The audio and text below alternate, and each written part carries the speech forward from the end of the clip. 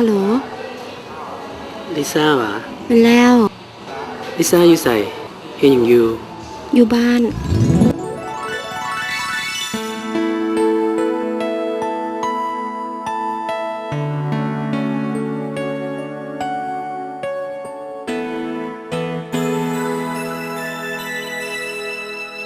สิ่งดีๆที่ได้ทำไปให้นาแต่มันบอกเคยจะมีความหมายเลยได้เฝ้าล้อคำว่าหากที่มีอยู่ในหัวใจภายนั้นก็คือหากจากคนนี้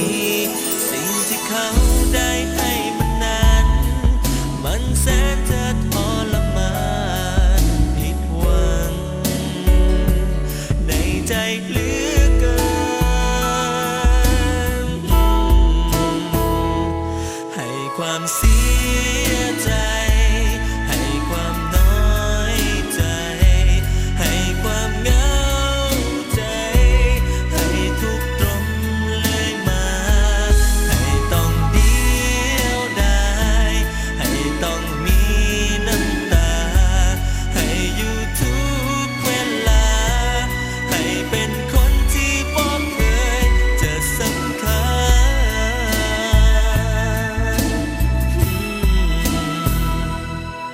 ก็ทนมาตลอดเวลาทั้งจะต้องเสียใจก็หวังเอาไว้เขาคงเห็นใจจากวันได้เฝ้าคอยคำว่าห่างด้วยความเดียวดายความหวัง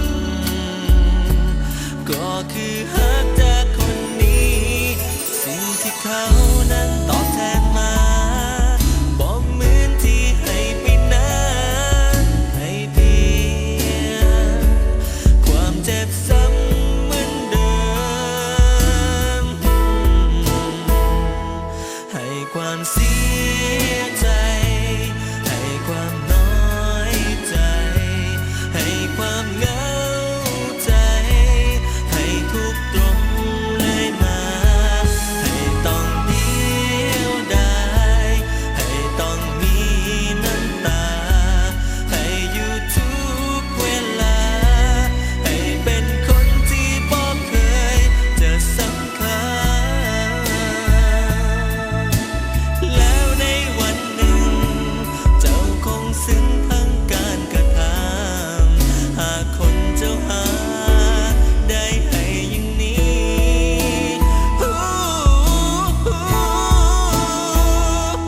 ให้ความเสี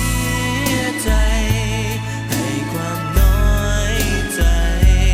ให้ความเหงาใจให้ทุกตรมเลยมาให้ต้องเดียวดายให้ต้องมีน้ำตาให้อยู่ทุกเวลาให้เป็นคนที่บอกเคยจะสำคัญ